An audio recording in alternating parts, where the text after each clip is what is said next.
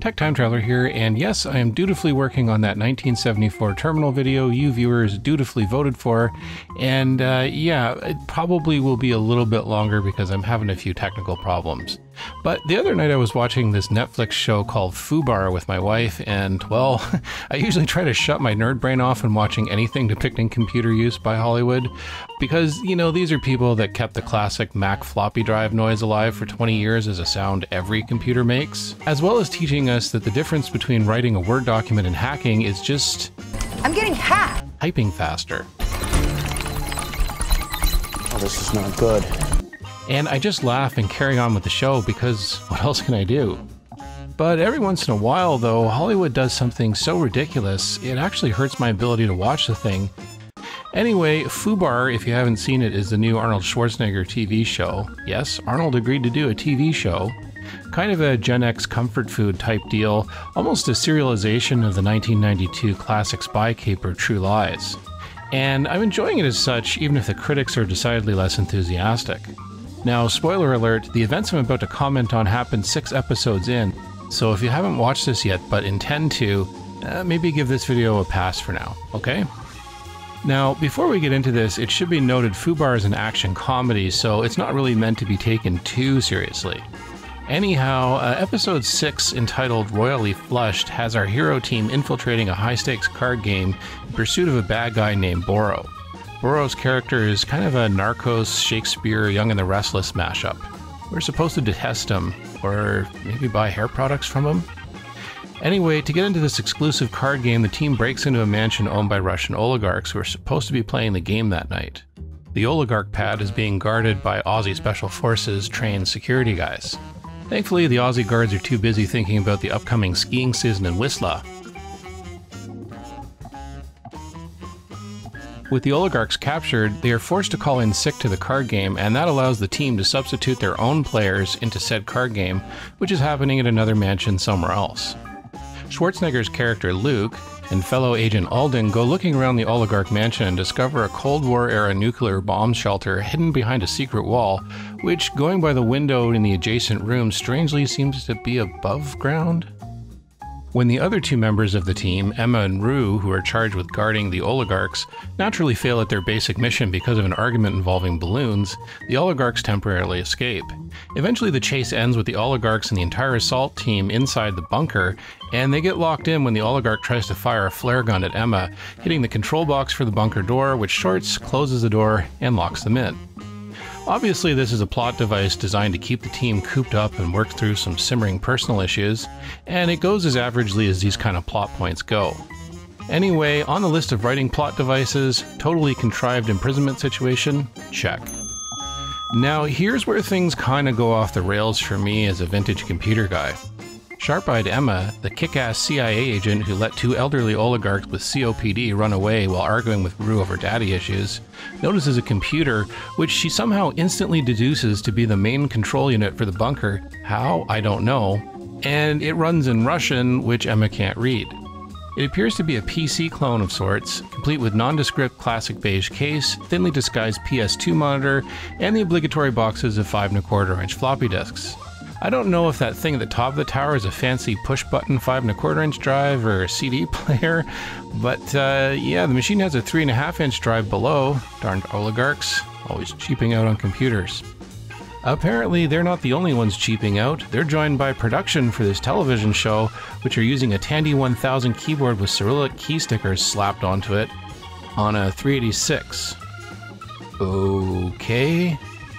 The machine, being Russian, displays text in Cyrillic, but luckily team member Alden can read Cyrillic, so he deduces that yes, the computer is controlling the bunker, and yes, the door mechanism is toast, and oh, by the way, the carbon dioxide scrubbing system is also down, which in this airtight bunker means no fresh air. So now Rue freaks out, and because she does some amazingly quick mental math, it turns out that the team only has about 2 hours of air left before they asphyxiate on carbon dioxide. Time bomb for dramatic effect? Check. Anyway, now we bypass the computer expert, and the Terminator, Luke, decides the computer can be crashed, causing the door to open. because crashing computers usually results in something positive, right? Putting aside the fact that it's the control box for the door that gets destroyed and we're not exactly sure what the computer will be talking to, how exactly are we going to crash a 386 in just such a way as to force the control software to open sesame? This is where the writing team breaks the emergency glass and grabs Y2K. Seriously, Y2K. Deus Ex Machina, check. And yeah, thank goodness for that 23-year-old tech anxiety causer, because without it, this highly skilled team of CIA operatives would surely be dead. So with a huge Y2K assist, the idea here is pretty simple. Advance the date on the computer to the year 2000, the computer thinks it's the year 1900, and because Y2K, the door, whose controls, remember, will somehow open, even though the PC has nothing connected to it except a power cable. They didn't even bother plugging in the keyboard. What exactly are they typing to? Now, how are they going to advance the date? Well, they're going to do this. But it's not going to think it's the year 2000 for another 11 years. So I'll speed up the CPU so it'll cycle through the dates faster. We would do this in our high school computer lab to make video games go faster. It's not that hard. Right. Now, of course, the team needs to know what's in this generic Russian clone box. So naturally, the computer expert, rather than taking a careful look inside the case and verifying components, which in this machine should be pretty visible, they Aska's app. use a barcode scanner app called MyIsles, because they have internet in Russia in a bunker. Anyway, moving along. MyIsles, by the way, is an app Luke's son Oscar is developing, which will supposedly allow shoppers to locate exactly where in a store shopping items are physically located. Actually, that'd be really handy. Anyway, if you need a Russian 386 clone from 1988, no problem. MyIsles, the brand new tech startup, apparently has ancient Russian gear in their database. This particular PC can be found in aisle 5 at Walmart, right beside Toaster Oven.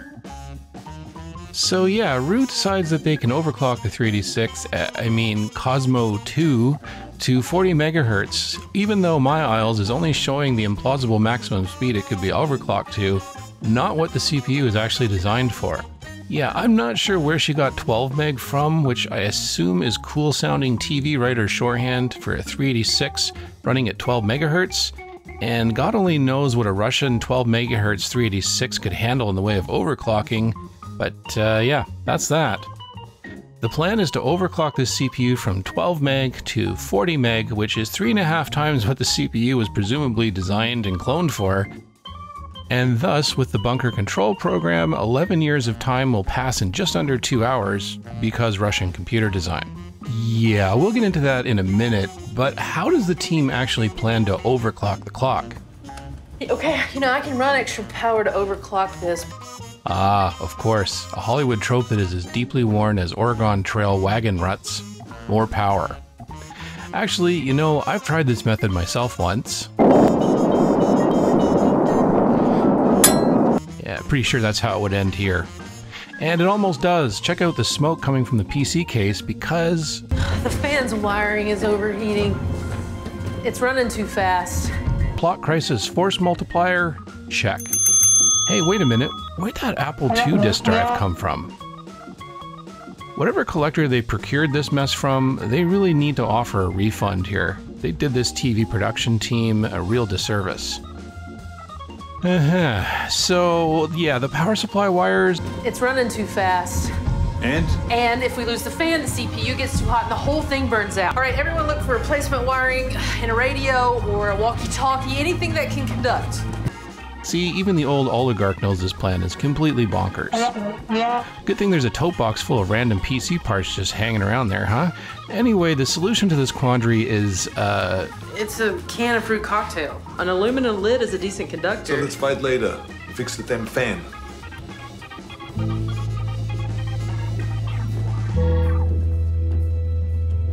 Okay, buddy. Yep, if you ever overclock so much that your CPU fan wires start to melt, think Campbell's. Specifically their football-shaped canned pasta with meatballs product, the lid of which I'm told has excellent conductivity for PC wire replacement. Anyway, having patched this hole in a 49-minute episode with plot device Bondo, Y2K Y2KOs the Russian PC does Russian PC stuff, and because Russia, the door with the barbecued electrical panel magically opens. Now, like I said, this show is a comedy, so we can't really expect too much, and we don't know if the writers are writing with a little bit of tongue-in-cheek here, although I kinda suspect they weren't. The writers did get some basic details somewhat right at least, so some credit there. And of course, for the purposes of the suspension of disbelief, it's a Russian clone, not an American or Taiwanese unit, so for all we know, the thing runs on vacuum tubes and plutonium. That said, unless this thing was being done as a full parody, this sequence seems quite ridiculous. I think it's possible the writers did some quick Googling and got confused about what the CPU clock actually controls. There's a few things to debunk here.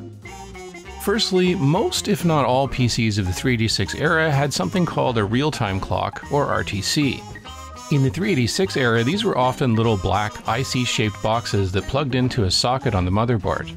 The contents included an integrated circuit with its own crystal oscillator and sometimes some ROM code, and a small battery to allow the unit to keep time even if power on the computer was turned off. The Dallas Semiconductor version of these are bugbears of vintage computer collectors everywhere today, because the battery is sealed inside, and decades later these are all dead, so your computer can't keep time, and in some cases it won't even boot properly. Since the battery is sealed, it's a real bear to take apart successfully and replace. Anyway, the RTCs of the 386 era were effectively independent of the system clock, so overclocking the CPU would have precisely zero effect on system time at all. You'd think our two CIA computer experts would know that, especially since they have internet available and a beta version of a shopping app that recognizes random Russian PC clones from the 1980s, and thus could simply look it up. Maybe they did that off screen, and because Russia, there's no RTC or something weird like that. But I would bet if this were a late 80s Russian ripoff computer, they probably ripped off the RTC also. Now, I suppose it's possible the software controlling the door was written without reference to the computer's RTC, in which case, yes, I guess it could be influenced by the speed of the CPU. A lot of older software was like this, so if you upgraded your CPU, your software ran faster, sometimes too fast. But if your nuclear bunker control software is keeping date and time for you, presumably you'd want that to be accurate. If the software is being influenced by CPU speed, you could have all kinds of problems with timekeeping. For example, if the CPU got busy with some task the software gave it, or the software glitched a little, it could throw off the date and time timing, and that could mess with your software's clock. Now, as to the technical aspects of overclocking, you can absolutely overclock a 386. They got that much right. In fact, fellow YouTuber Necroware did this very thing with a 386 SX16. So overclocking is certainly possible. But that brings us to the Hero Team's more power plan. Yeah, that's not going to cut it. First of all, you can't just speed up a CPU by plugging in more power. That'd just fry it. And where are you physically applying the spare power to exactly? Are you just attaching another 12 volts to random pins on the CPU, like jump-starting a car or mixing voltages together? Like, how's that work? My memory is a little bit hazy after 30 plus years, but as I recall, most 386 motherboards of the 12 MHz era didn't feature an easy, user-configurable clock speed. The way to overclock is basically what Necroware did in his video: desolder and replace the motherboard's crystal with a faster one, or rig something up with a crystal and frequency controller. However, as you can see in his video, overclocking options are pretty limited. In his first attempt, Necroware tried boosting the clock speed by a little over 50%, and the machine immediately started to crash. So I'm thinking 330% from 12 MHz to 40 MHz is probably not going to work out that well.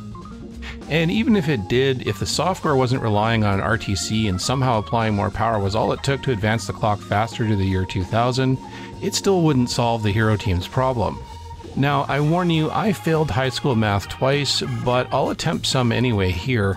If we have 11 years to cover, that's at roughly 96,000 hours. The team needs a computer to run through those 96,000 hours in under 2 hours, which is an increase in speed of approximately, did I mention I failed in math? I think that's like 4.8 million% faster. Okay. Anyway, if we assume there's a direct relationship between how fast the bunker control software clock advances relative to the processor speed, the clock, I think, would run 3.3 times faster at 40 MHz, so the team's plan would require approximately 3 years and 4 months to reach Y2K, by which time all concerned would be goo and bones. Yeah. Oops.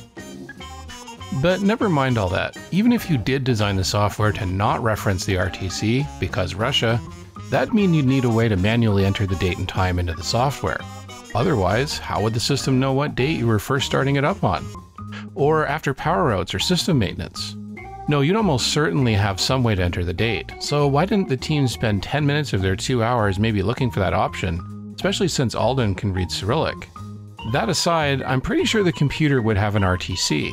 Why would a Russian clone maker copy everything else except that very useful feature? In which case, the software would probably reference it because it's accurate and backed up by a battery. And in that case, 386s typically had a BIOS you could enter with a key press on post, and you could adjust the date and time right there. Or if the computer's operating system were a Russian dialect of Unix or DOS, you could simply run the built-in commands they have to set the date and time. Of course, after 30 years without replacement, the RTC battery would most likely be dead. In which case, on boot, assuming the system booted at all, it would likely produce an error and require a time and date input like some of my own 386s do, which Emma would have noticed upon powering up, and the team could have exploited once Luke had his Y2K Eureka moment. Oops again. But of course, all those scenarios would kill the whole plot point, which was to entrap the team, air some grievances, and sketch in some character backstories. Plus, what about the sexiness of PC repair with soup can lids, and flare guns, and late 1990s existential tech angst? And then of course you wouldn't have guys like me wondering how the computer crashing would cause obviously roasted door controls to suddenly start working. Yeah, like I said, this could all be tongue-in-cheek, the writers fully aware that none of what they were doing here was actually going to work, but it could also be that they were just lazy and didn't do their homework. That does seem to be the MO for a lot of Hollywood writers when it comes to anything involving tech. So, assuming they weren't doing it as full-on parody, there were lots of ways to make the bunker scenes work without this silliness. The team could have spent their time figuring out the fried control panel itself, for example. That's a situation more power might have actually helped with. They could have probed the bunker's construction and maybe found a way out. In a well-stocked bunker, I'm sure there's some tools kept around, so maybe there's a way to crowbar the door open. If they were determined to feature a Russian 386 for style reasons or to please vintage computer geeks in the audience, then maybe they could have had the Russian PC not have a BIOS accessible without a boot disk. That was certainly the case in the 286 era, and I do think it may have carried on into the 386 era for a little while also. That would basically burn up some time with the team looking for a Russian BIOS boot disk to change the date and time, and maybe they find it on a floppy that's going bad and they have to engineer a way to fix it or get into a debugger and manually enter the missing parts into memory or something suitably tricky like that. Or maybe the OS is something obscure that they had to probe their way through. There's lots of dramatic ways to give the team a couple of hours to sweat it out and work out their relationship differences without looking absolutely ridiculous. But that's Hollywood for you. Anyway, if you guys notice anything in addition to what I've commented on here, anything that I got wrong, or any other things that might be interesting about this scene, by all means, leave a note in the comments. If you like this kind of Hollywood tech debunk video, hit the like button and maybe I'll make some more. Or hit dislike and I'll send you a very special thank you gift.